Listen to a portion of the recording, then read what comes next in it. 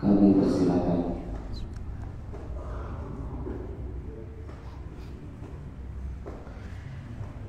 Bismillahirrahmanirrahim. Assalamualaikum warahmatullahi wabarakatuh.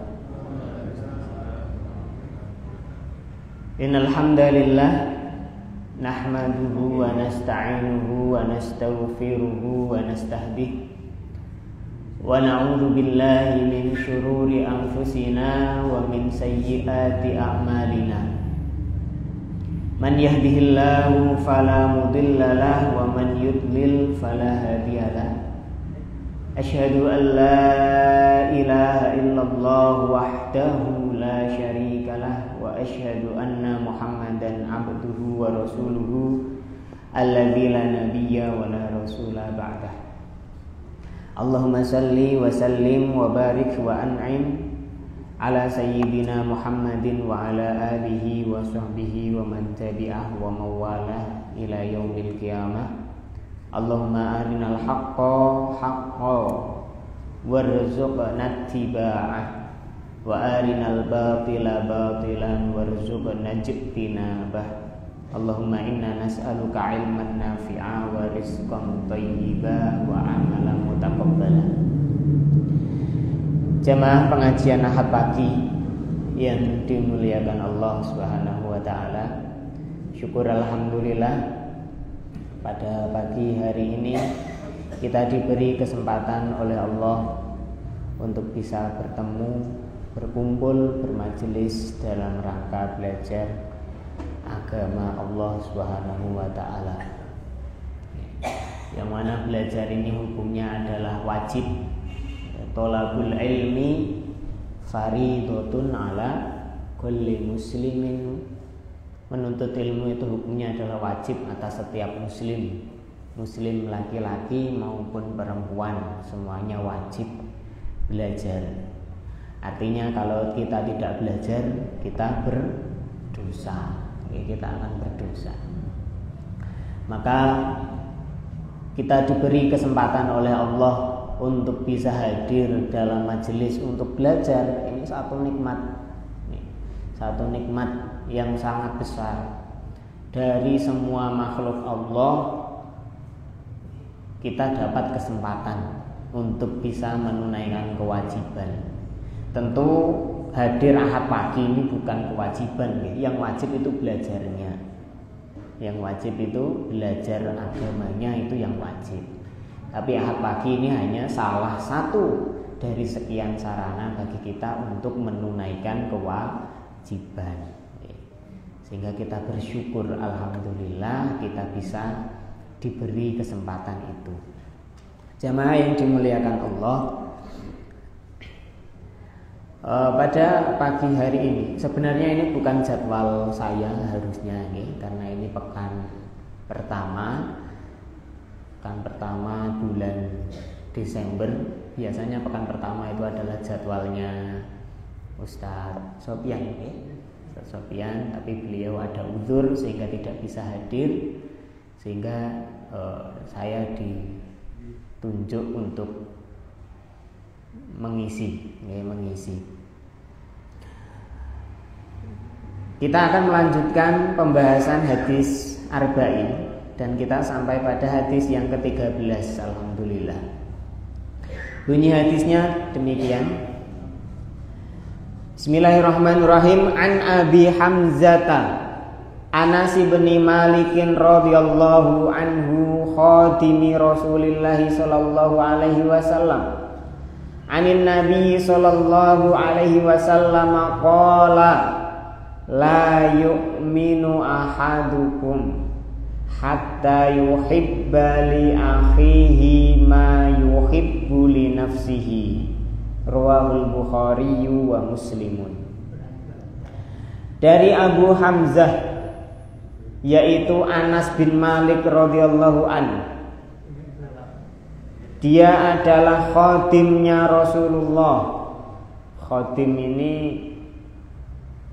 orang pondok nyebutnya cah dalem. Bocah dalem. Kalau apa nih istilahnya berarti ini? Khodim itu pembantu. Namanya zaman sekarang tidak boleh kita nyebut pembantu. ART istilahnya, asisten rumah tangga nih zaman sekarang. Intinya ini adalah seorang anak yang oleh ibunya dititipkan kepada Rasul Sallallahu Alaihi Wasallam, hidup bersama Rasul, tinggal bersama Rasul. Ya. Dan Anas bin Malik ini membantu banyak kebutuhan Nabi Sallallahu Alaihi Wasallam di rumah beliau. Nah, Anas bin Malik berkata, Anin Nabi Sallallahu Alaihi Wasallam qala, dari Nabi Sallallahu Alaihi Wasallam beliau bersabda, la yu'minu ahadukum hatta yuhibba li akhihi ma yuhibbu li nafsihi.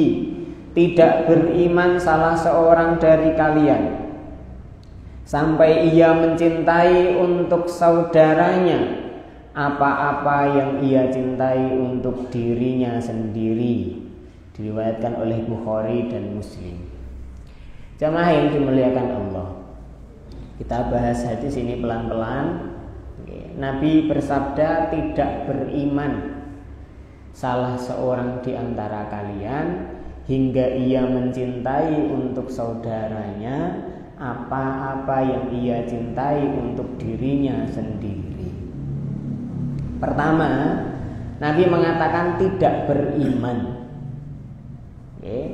Tidak beriman di sini yang dimaksud dalam hadis bukan tidak beriman berarti kafir.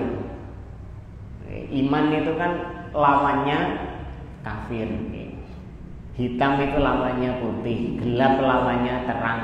Iman lawannya itu kafir. Kafir. Nah, yang Nabi maksud di sini bukan kalian kafir, bukan. Tapi tidak beriman maksudnya apa? Tidak sempurna keimanannya. Karena iman itu punya dasar, punya akar. Dasar iman, akar iman itu yang kalau tidak ada bisa jadi kafir. Ada berapa dasar iman?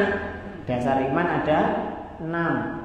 Rukun iman itu iman kepada Allah, iman kepada malaikat, iman kepada kitab, iman kepada Rasul, iman kepada hari akhir, iman kepada takdir baik maupun takdir buruk.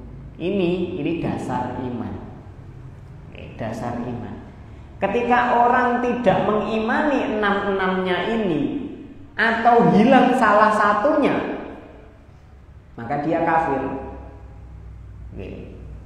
Maka dia kafir. Harus 6-6-nya secara keseluruhan. Percaya Allah, percaya Allah itu ada, percaya pada malaikat bahwa malaikat itu ada, percaya kitab-kitab, percaya Nabi Rasul, percaya akan adanya hari kiamat, percaya bahwa segala sesuatu yang terjadi di muka bumi ini, baik hal yang baik maupun hal yang buruk, semuanya terjadi atas kekuasaan Allah Subhanahu wa taala. Itu kalau kita tidak iman salah satu saja, kafir. Jadi 6 ini dasar, harus, ya, wajib hukumnya.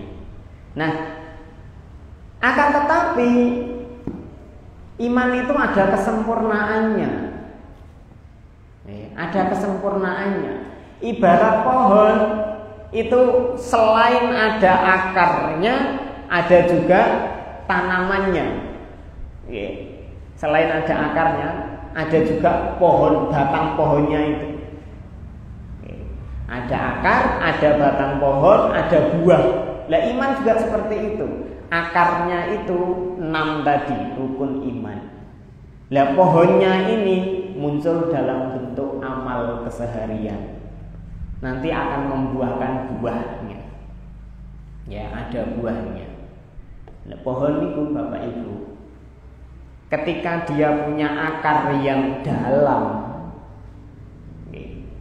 akarnya dalam, nopo istilah biologinya nih, akar kak zaman rin enten akar tunjang, ada akar serabut ya. Akar serabut niku rodok ngeten tapi dia lemah, maka tumbuhan yang tumbuh dari akar serabut itu biasanya kecil-kecil. Nggih, padi, rumput, gampang dicabut. Tapi ketika dia itu akarnya menghunjam dalam, ya, akarnya menghunjam dalam, pasti pohonnya akan menjadi pohon yang besar dan kokoh. Ya, pohonnya besar dan kokoh. Pohon mangga itu pasti akarnya menghunjam ke dalam, tidak akar serabut. Ya. Kemudian pohon-pohon yang besar itu akarnya menghunjam ke dalam, maka pohonnya tumbuh tinggi, besar, kuat, kokoh. Sama iman juga gitu.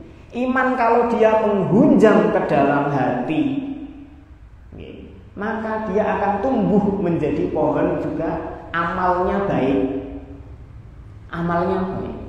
Tapi kalau akarnya itu serabut, lemah, tumbuhnya, amalnya juga lemah, gampang dicabut. Nah, kayak gitu. Ketika kita sudah percaya rukun iman, percaya pada rukun iman, itu dasar daripada keimanan kita. Kalau dasarnya kuat, maka akan jadi amal yang baik. Sebaliknya, kalau dasarnya tidak kuat, amalnya jelek. Nah, kita tentu nggak bahas masalah yang ada di dalam hati seseorang ini. Tapi ini bisa kita lihat. Seseorang itu imannya seberapa kuat itu dilihat dari amalnya, itu kelihatan. Amalnya itu akan kelihatan. Nah, di masyarakat modern kita ini biasanya memisahkan antara agama dengan amal. Agama itu dianggap sebagai wilayah privat, kalau wilayah di luar itu seolah-olah bukan agama. Nah, ini beda. Islam tidak seperti itu. Islam itu agama yang mengatur hampir keseluruhan aspek hidup manusia. Sehingga dalam Islam, kalau agamanya baik, kalau imannya baik, maka harusnya amalnya juga berbuah baik. Nah, ini yang disebut oleh Nabi, la yu'minu ahadukum. Imanmu itu tidak akan sempurna sampai hal yang berikut ini kamu laksanakan. Apa hal yang berikut itu? Disebut oleh Nabi, hatta yuhibba li akhihi ma yuhibbu li nafsihi. Ini tak pecah-pecah, kersane mudah dipahami. Yang pertama, imanmu itu tidak akan sempurna sampai kamu bersaudara. Sampai kamu bersaudara. Bersaudara dengan apa? Bersaudara dengan, tentu yang pertama adalah persaudaraan keimanan. Persaudaraan keimanan. Sesama umat yang beriman harus bersaudara. Jangan sampai kita dengan orang iman yang lainnya itu tidak bersaudara, bermusuhan, itu jangan sampai. Kita harus membangun keimanan itu sebagai dasar kita bersaudara. Kemudian, nah ini yang disebut dalam firman Allah, innamal mu'minuna ikhwatun. Sesungguhnya orang-orang yang beriman itu adalah bersaudara. Meskipun bukan saudara tunggal rahim, bukan saudara sedarah, tidak bisa waris mewarisi, akan tetapi orang iman ketemu dengan orang iman itu seperti saudara, saling tolong menolong, ta'awun, bantu membantu, sokong menyokong, saudara, seperti saudara. Terus ada lagi saudara lintas iman. Oke, saudara lintas iman, atau bahasa yang lebih enak lagi, tak pecah lagi, saudara sebangsa. Saudara sebangsa, setanah air, senegara.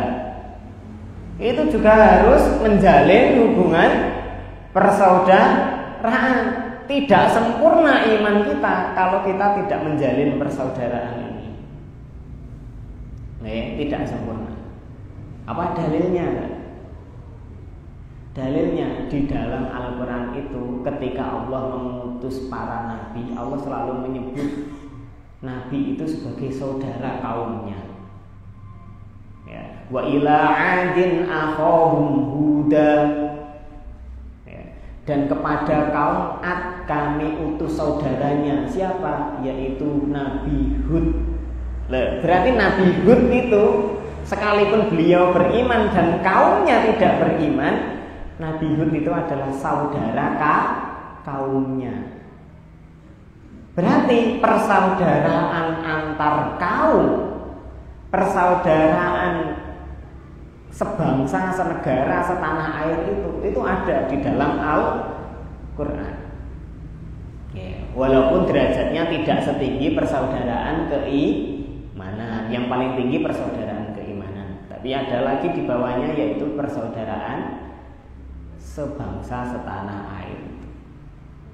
Nabi Hud saudaranya kaum Ad.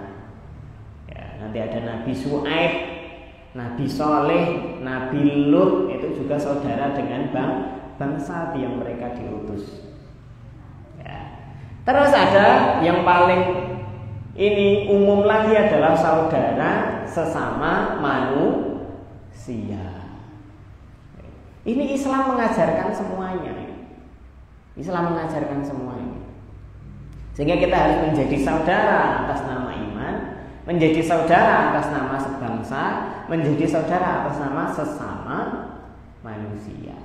Kita tidak akan sempurna iman kita kalau kita tidak bisa bersaudara. Itu nomor 1. Kemudian hadisnya melanjutkan lagi. La yu'minu ahadukum hatta yuhibba li akhihi. Persaudaraan harus dibangun atas dasar kecintaan. Harus dibangun di atas dasar kecintaan. Jadi sesama saudara itu biasa ada konflik yang dipantes. Namanya orang berinteraksi. Pasti ada ndak cocoknya. Pasti ada pro kontranya. Nggak selalu orang punya pikiran masing-masing, punya latar belakang masing-masing, terus jalannya hanya satu, pakai maju terus ya. Pasti akan ketemu satu masa, satu titik di mana antar saudara ini terjadi tidak benar, tidak rukun. Akan tetapi perintahnya iman apa? Perintahnya iman ketika iman itu sempurna adalah kita harus saling mencintai dengan saudara. Termasuk nek perlu ndak rukunnya sekalipun itu atas dasar cinta. Bukan karena benci ya, tapi karena cinta. Gak cocok, tidak sependapat, tapi karena atas dasar saya itu suka sama kamu. Pokoknya saya menginginkan kebaikan buat kamu, makanya saya gak cocok. Iki pilihanmu gak pas, iki nek mbok lakoni, nanti kamu rugi sendiri, makanya saya gak cocok. Tapi beda pendapat, ini biasa. Atas dasar cinta, bukan atas dasar kayak wajan dulur kuning tak jelontrongke. Saya jerumuskan saja. Lah itu enggak. Islam tidak memerintahkan seperti itu. Yang diperintahkan adalah sesama saudara harus dibangun atas dasar kecintaan. Nah, lebih mendalamnya lagi. Lah ini baru yang dimaksud dalam hadis. La yu'minu ahadukum hatta yuhibba li akhihi ma yuhibbu li nafsihi. Imanmu itu tidak akan sempurna hingga kamu bisa mencintai untuk saudaramu apa-apa yang kamu cintai untuk dirimu sendiri. Hingga kamu mencintai apa-apa untuk dirimu sendiri, itu kamu cintai pula untuk saudaramu. Kok angel meneh bahasane sing pinu. Oke, tak damel sing gampang.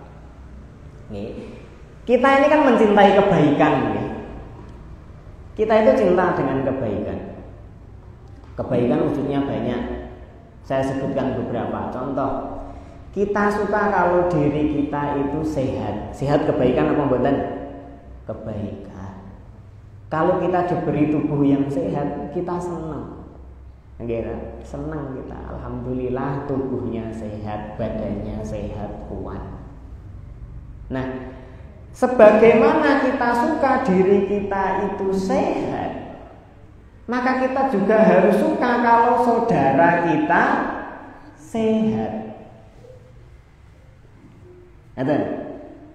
Jadi kalau melihat saudaranya sehat, kita harus senang. Termasuk ketika kita sendiri tidak sehat. Tidak boleh kita ngiri saudara kita. Lah awakku lara, kok dulurku sehat yo. Iku mboten pareng, ndak boleh. Kita mungkin sakit, tapi kita tetap harus bahagia ketika melihat saudara kita sehat. Sebagaimana kita suka kalau diri kita sendiri itu sehat. Nah, itu yang disebut imannya sempurna. Orang kalau imannya sempurna, maka dia akan senang saudaranya mendapatkan kebaikan, sebagaimana dia senang kalau kebaikan itu menjadi milik dia. Contohnya sehat.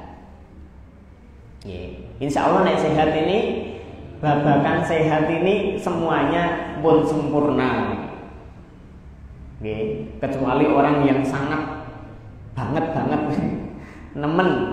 Maksudnya nemen itu pripun? Gak suka orang lain sehat, tapi kayaknya kok gak pernah ketemu saya. Ada orang yang gak suka orang lain sehat. Ada apa mboten? Mboten ya.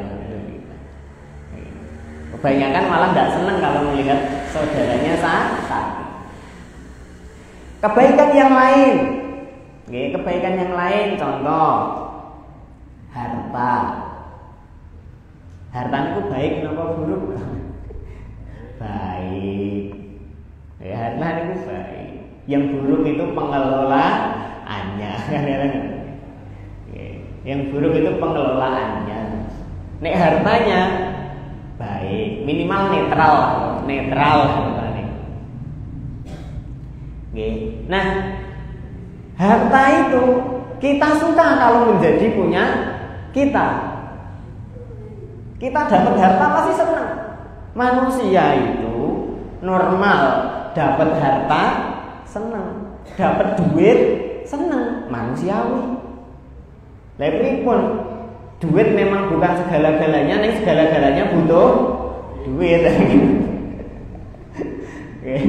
Duit bukan segala-galanya, ning segala-galanya butuh duit. Jadi kita dapat duit, dapat harta senang. Ya tentu harta bukan hanya duit, banyak harta. Kendaraan itu juga harta, aset, harta. Kita punya harta senang.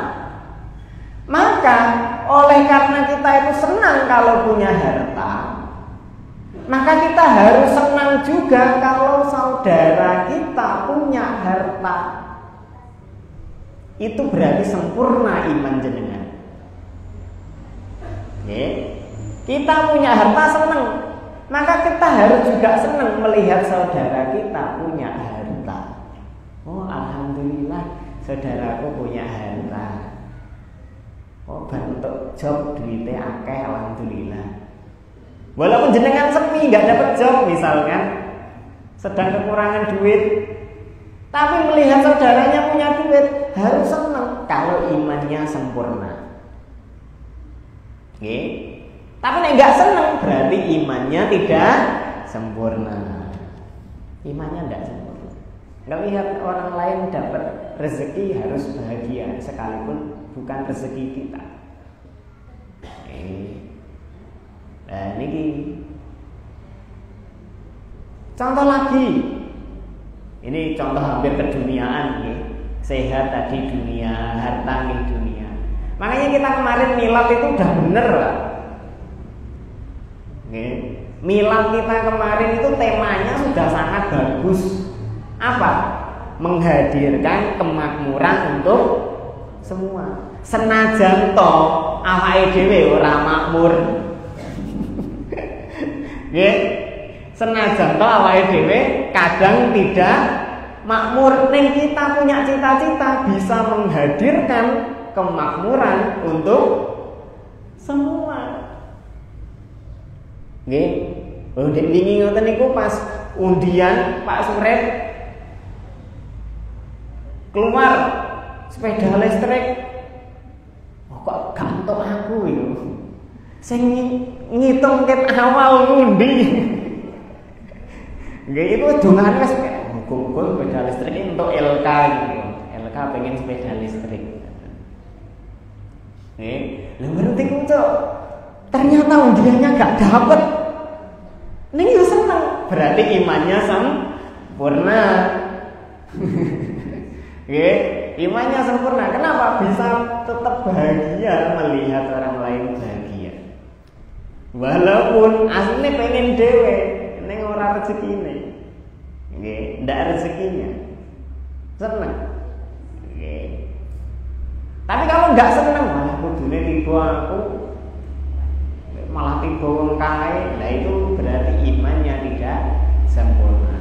Maka punya tema menghadirkan kemakmuran untuk semua, itu artinya adalah Muhammadiyah di 112 tahunnya ingin menjadi sekumpulan orang, sekumpulan warga yang berislam, yang beriman dengan iman yang sempurna. Makmur itu keinginan semua orang.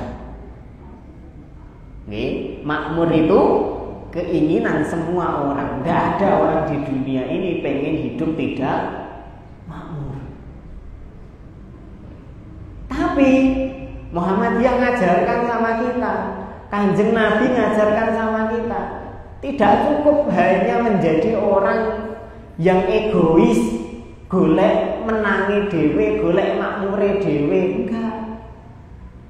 Harus berkeinginan agar saudara-saudaranya makmur. Makanya menghadirkan kemakmuran untuk semua. Loh niku termasuk penerapan hadis yang ke-13 ini. Bapak Ibu yang dimuliakan Allah. Duniawi. Sakniki ukhrawi. Nggih, ukhrawi.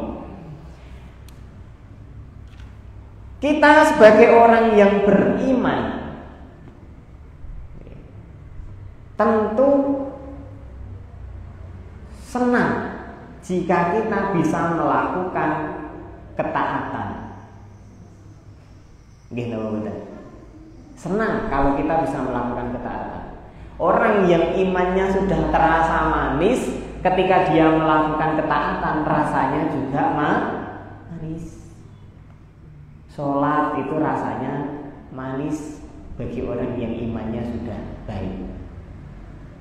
Tapi nek sholat rasanya hambar, berarti imannya belum baik. Sholat kok rasanya hambar, berarti imannya belum baik. Tapi kalau sholat itu sudah manis, berarti itu tanda imannya baik. Nah, orang yang beriman yang sempurna, dia harus juga merasa bahagia dengan sholatnya saudaranya. Sehingga ketika melihat orang sholat, itu dia senang. Kenapa? Karena dia sendiri senang sholat. Dia senang sholat, maka ketika melihat saudaranya itu sholat, dia juga ikut bahagia. Ya, bahagia. Alhamdulillah, tanggaku mbiyen ora tau sholat, saiki wis sholat. Seneng. Gitu.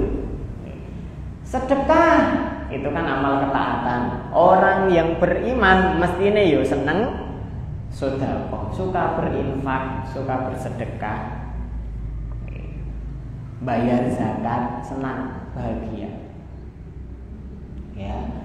Maka ketika dia bisa melihat orang lain saudaranya bersedekah, dia juga ikut bahagia. Itu sempurna imannya berarti. Sempurna iman. Kalau tidak sempurna imannya bagaimana? Kalau tidak sempurna imannya, ketika melihat orang lain melakukan amal ketaatan, hatinya justru dongkol. Itu berarti gak sempurna iman. Ya.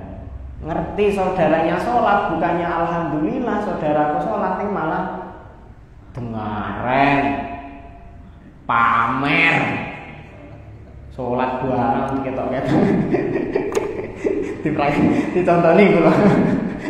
Nggih. Dengaren. Ya. Ngerti saudaranya yang biasanya itu ngapunten pelit, terus tiba-tiba jadi dermawan. Ya. Kalau orang sempurna imannya senang, alhamdulillah sekarang dia suka berbagi. Ya. Tapi ketika orang yang imannya nggak sempurna, pamer. Pamer yo nek ini pengen duwe. Itu berarti imannya tidak sempurna. Iman yang masuk ke dalam hatinya itu tidak sempurna. Sehingga ketika dia melihat orang lain berbuat baik, itu dia nggak suka. Nggak suka. Kalau orang yang imannya sempurna, maka harusnya dia juga bisa mencintai, ya, bisa suka, bisa senang melihat orang lain berbuat baik, sebagaimana dia juga senang kalau dia bisa berbuat baik. Sedulure berangkat tahap pagi, harusnya kita bisa bahagia. Nah, alhamdulillah. Walaupun mungkin kita sendiri belum bisa, misalnya sebulan bisa ahad pagi paling sekali, 2 kali, 3 kali. Ada saudaranya, ada sedulurnya yang bisa ahad pagi setiap pekan. Berarti harus bahagia. Orang malah pamer, mana mbok yo ora usah ben minggu. Ahad pagi ben minggu marai apa? Kayak ahad pagi apa golek sarapan. Ngoten enten. Nggih. Oh, ngoten niku. Nah, itu berarti imannya tidak sempurna. Kalau iman sempurna, melihat orang lain berbuat baik, dia bahagia. Ya, dia bahagia. Walaupun mungkin dirinya sendiri belum bisa, belum mampu, nih bahagianya sudah ada. Bahagianya sudah ada. Wah, wong kok iso nglakoni apik kaya ngono ku yo, jane aku yo pengen. Nah, itu berarti imannya itu ada. Tapi kalau orang melihat orang lain berbuat baik dia nggak bisa senang, berarti imannya tidak sempurna. Paham ya? Nah, Bapak Ibu yang dimuliakan Allah, maka di sini disebutkan beberapa hal sebagai tanda iman seseorang itu sempurna dalam kaitannya dia bersaudara dengan sesamanya. Yang pertama, an yuhibba li ghairihi minal khairil mubah wa fi'li ta'ati ma yuhibbuhu li nafsihi wa an yubghidha lahum minasyarri wal ma'siyah mimma yubghiduhu li nafsihi aidan. Orang yang imannya sempurna itu, pertama, dia cinta kalau saudaranya itu berbuat kebaikan atau mendapatkan hal-hal baik yang sifatnya mubah. Dia cinta, dia senang kalau saudaranya itu berbuat baik, berbuat ketaatan atau mendapatkan hal-hal yang baik, rezeki-rezeki yang baik yang hukumnya mubah, ya. Dan dia benci kalau saudaranya dia nggak senang kalau saudaranya itu mendapatkan keburukan atau melakukan kemaksiatan. Nah, ini tanda sempurnanya iman. Kalau orang lain mendapatkan kebaikan, kita senang. Orang lain mendapatkan rezeki, kita senang. Termasuk orang lain mudah melakukan ketaatan, kita juga senang. Orang lain mendapatkan keburukan, kita turut tidak suka, turut sedih, turut bela sungkawa. Orang lain dapat musibah, kita ikut berduka. Orang lain melakukan kemaksiatan, kita turut tidak suka. Itu orang yang imannya sempurna. Jadi orang pengen sorgone dipek dhewe. Nah, ini yang hari ini masih kemudian mungkin tipis, kecuali nek Muhammadiyah. Soalnya Muhammadiyah niku napa sejak awal pengen jadi gerakan amar ma'ruf nahi mungkar. Amar ma'ruf nahi mungkar ini napa? Memerintahkan kebaikan dan mencegah kemungkaran. Berarti nek ngerti ada orang berbuat mungkar seneng napa mboten? Mboten seneng. Nggih, mboten seneng. Sekarang ini kan biasanya, walaupun saya juga nggak cocok dengan orang yang amar ma'ruf nahi mungkar tanpa perhitungan, itu saya juga nggak cocok.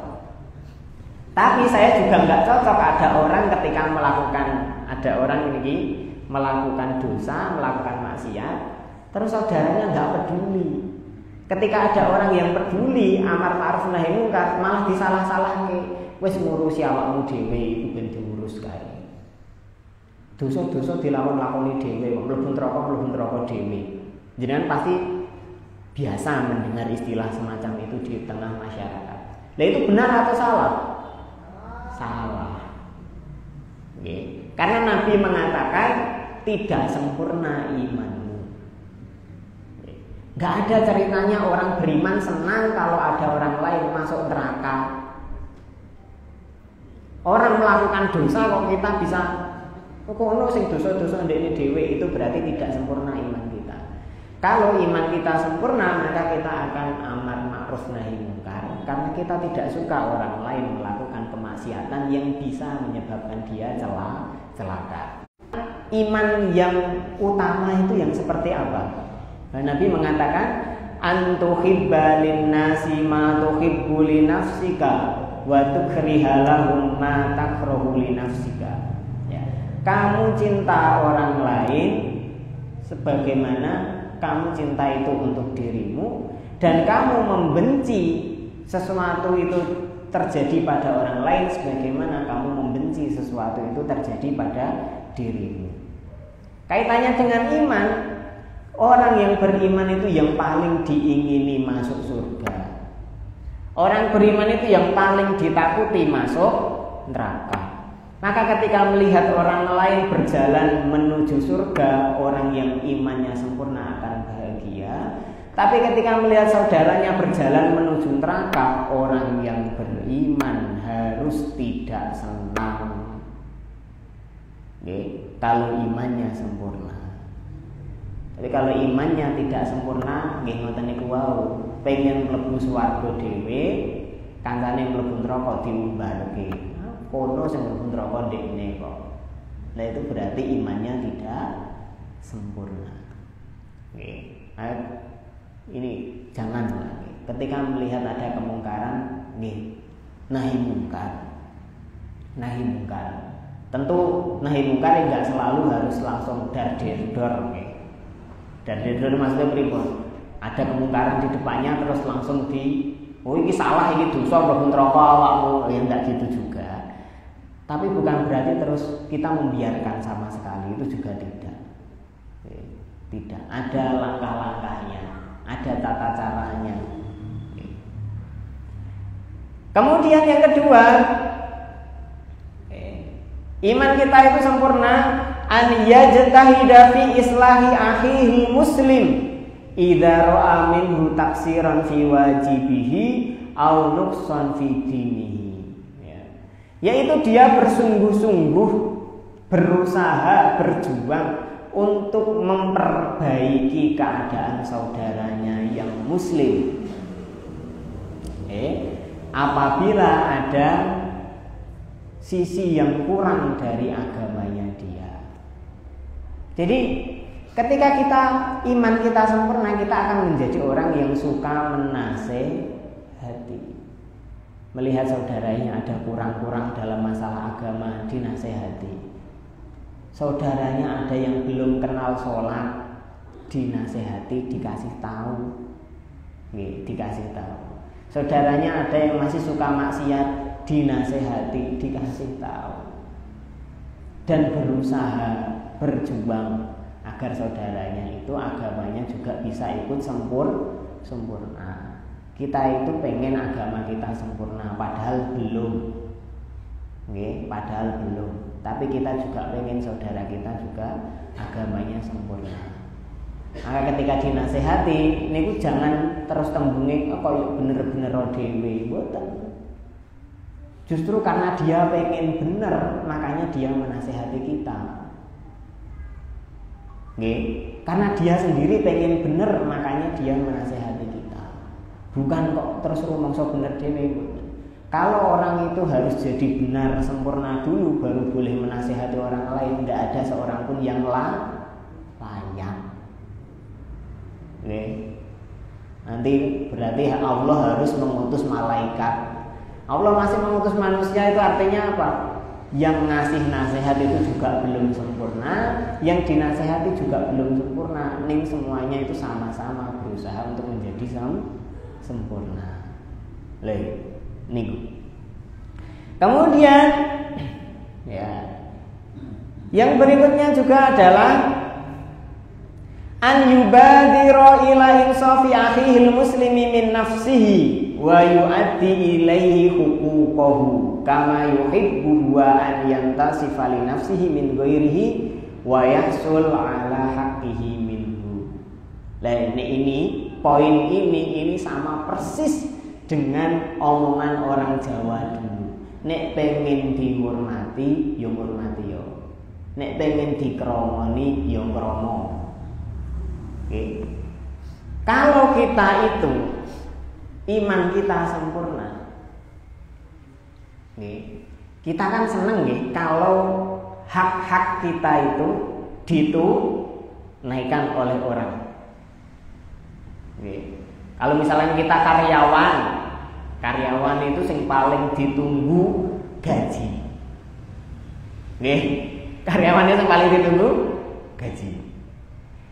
Maka kalau kita ada orang yang bekerja kepada kita, haknya harus segera kita tunaikan.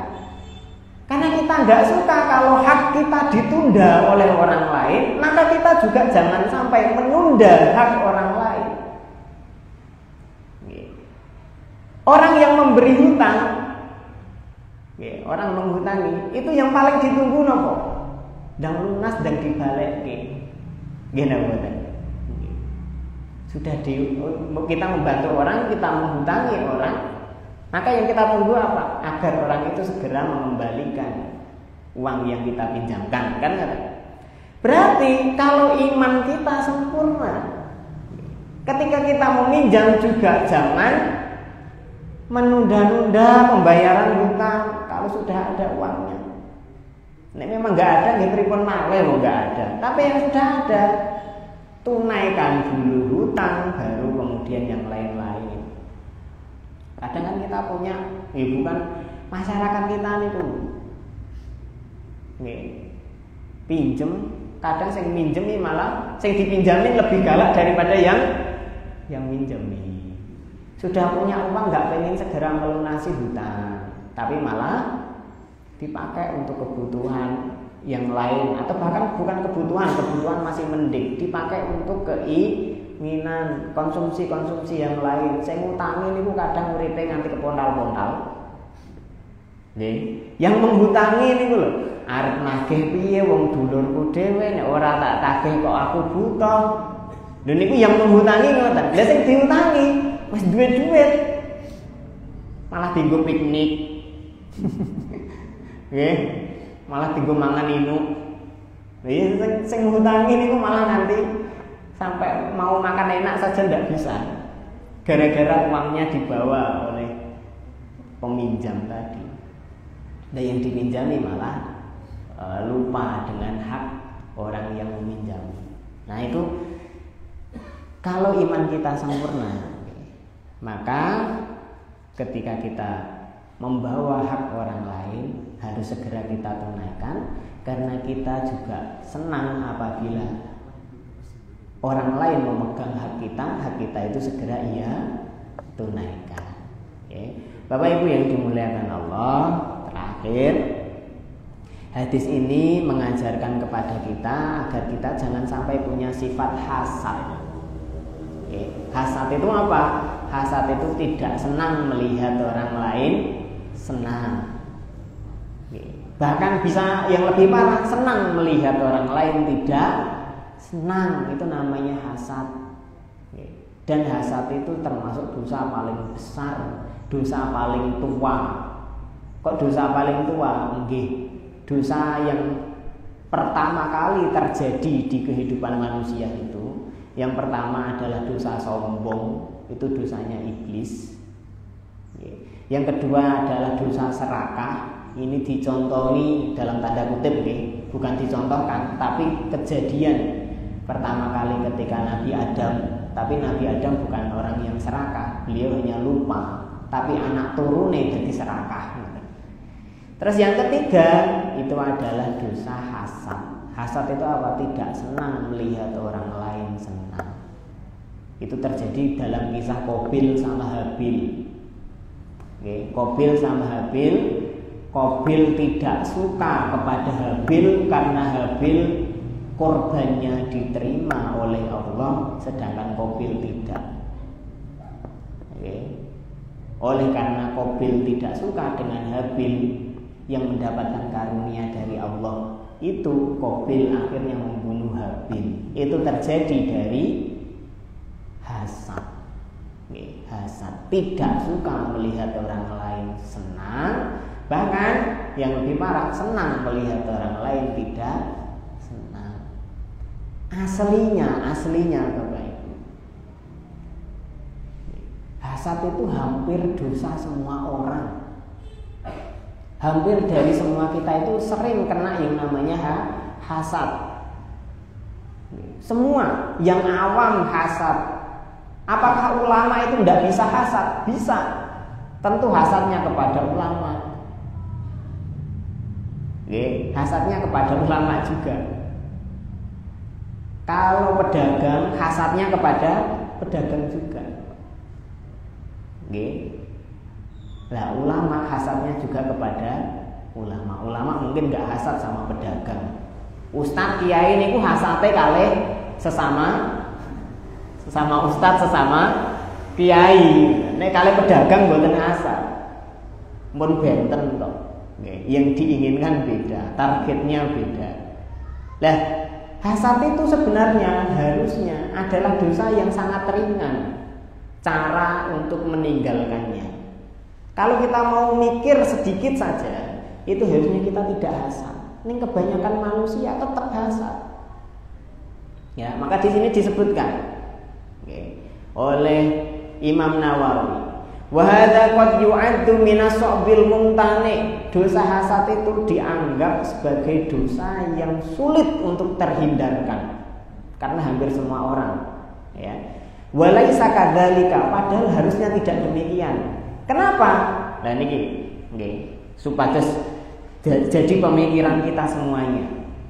La yakmulu imana ahadikum hatta yuhibba li akhihil muslim mithla ma yuhibbu li nafsihi min jihatin annahu la yuzahimuhu fiha bihaitsu la tanqusun ni'mah ala akhihi syai'an minan ni'mati alaihi. Kita itu harusnya mudah saja bahagia ketika melihat orang lain bahagia. senang ketika orang lain senang. Tapi kenapa kita tidak bisa senang ketika melihat orang lain senang? Nah itu anehnya hati kita yang kotor. Ketika saudara kita mendapat rezeki dan kita tidak, harusnya kalau iman kita sempurna, kita tetap bahagia karena saudara kita mendapat rezeki. Tapi hati yang kotor itu memperbodoh diri kita. Seolah-olah, loh, dulurmu untuk rezeki kok kowe orang. Ya.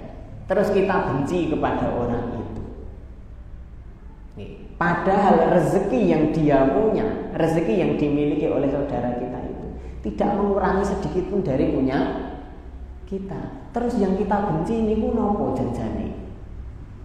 Orang tetangga kita beli motor baru, motor kita belum baru. Oke. Orang kalau imannya sempurna, alhamdulillah tetanggaku punya motor baru. Tapi kalau orang yang hatinya kotor, itu hawa nafsunya akan bisiki.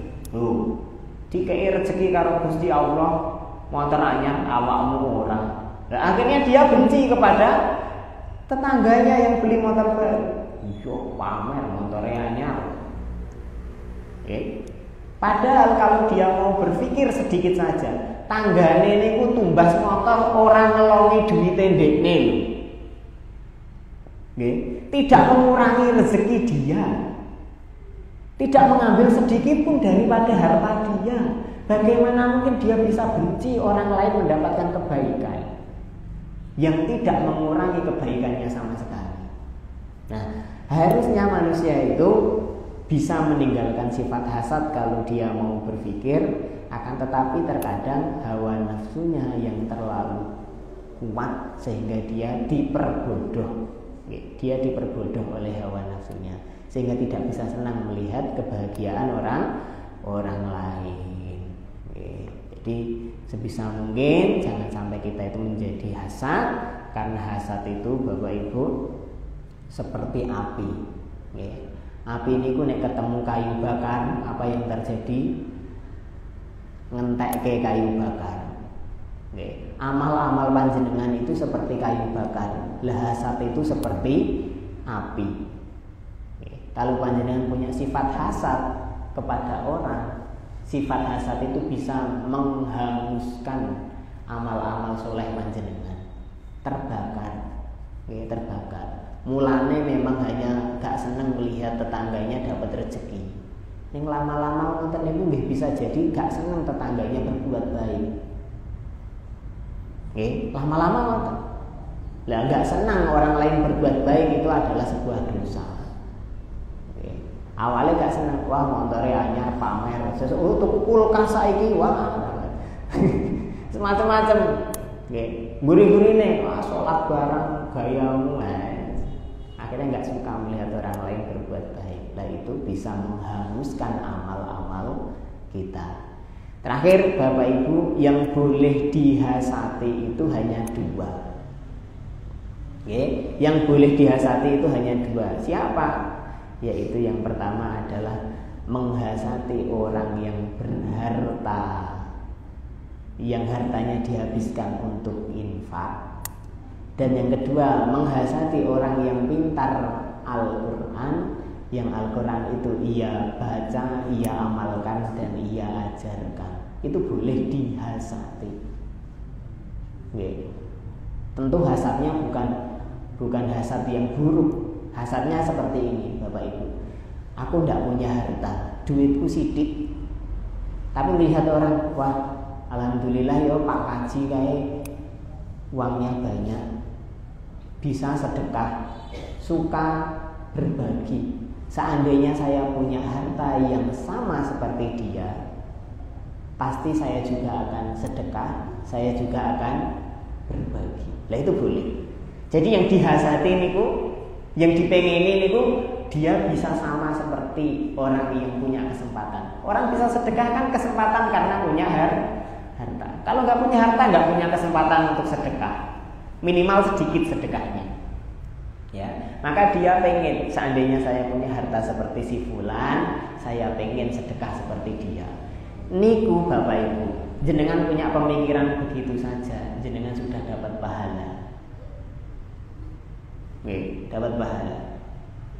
Padahal gak ngetokke duit itu, tapi punya kerentek dalam hati. Wah, aku nek sugih kaya Pak Kaji kae sing seneng sedekah, aku lah yo pengen sedekah. Lah niku jenengan sudah dapat pahala. Wah, Pak Ustaz kae nek maca ngaji kok pinter yo. Aku nek cara pinter kaya ngono kae yo, aku mesti ngaji terus. Wari ngomongi aku maca Al-Qur'an. Lah, itu keinginan seperti itu, kerentek dalam hati yang seperti itu sudah dicatat oleh Allah dan jenengan juga mendapatkan pahalanya. Selain dua hal ini itu tidak boleh, karena selain dua hal ini hasadnya adalah hasad yang kontraproduktif, merusak. Pengen orang lain tidak bahagia, pengen orang lain tidak senang. Nah itu tidak baik dan itu tanda bahwa iman kita tidak sempurna. Jamaah yang dimuliakan Allah, demikian itulah hadis yang ke-13. Semoga kita diberi rezeki oleh Allah paham terhadap hadis tersebut dan juga diberi rezeki bisa mengamalkan. Karena perang melawan hasad itu perang sepanjang hayat, Bapak Ibu. Perang melawan hasad, perang sepanjang hayat. Hampir semua orang akan dibisik untuk itu, karena itu senjata setan yang paling luar biasa.